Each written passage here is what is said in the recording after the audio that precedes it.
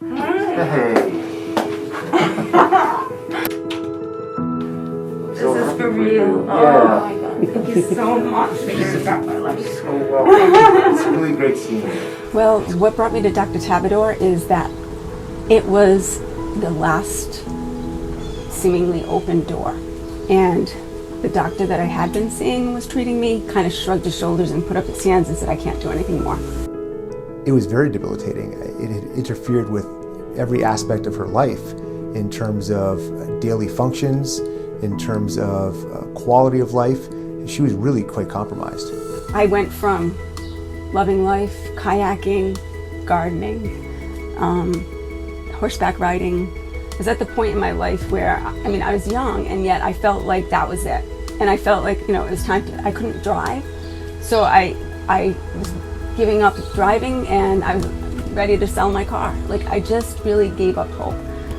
I had been through multiple surgeries, procedures, diagnoses, and even had back surgery, and was promised that that would take care of the pain that I was experiencing. And the pain didn't go away. It just introduced a different kind of pain. And the hip and pelvis are a complex network of nerves, ligaments, muscles, joints. So trying to kind of understand exactly what the source of pain is can really be challenging. We shared our experiences with him, and he was actually empathetic.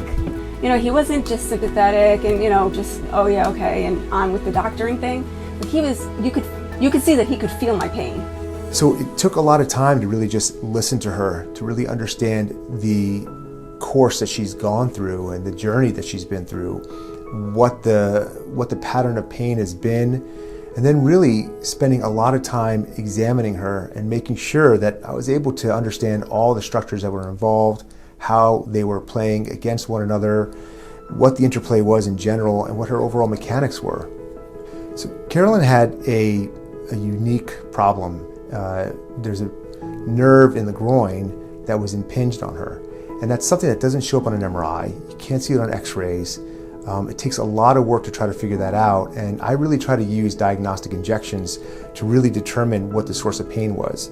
And so for her, when I did an injection to that area and she saw relief, it really let me know, okay, that's the spot. So I went in surgically to release that nerve.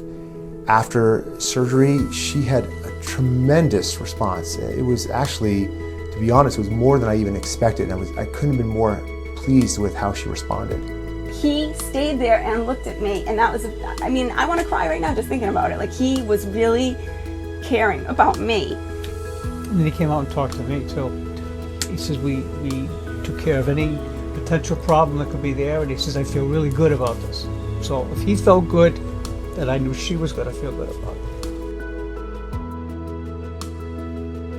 As far as living day to day with pain, it's gone.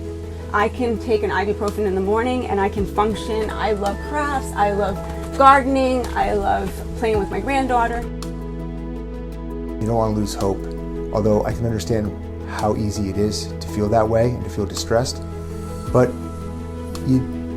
so long as someone's able to think outside the box and approach it in a very kind of thorough, meticulous, and methodical fashion, I think that we can really kind of get to the bottom of a majority of hip and pelvic disorders that people are presenting with.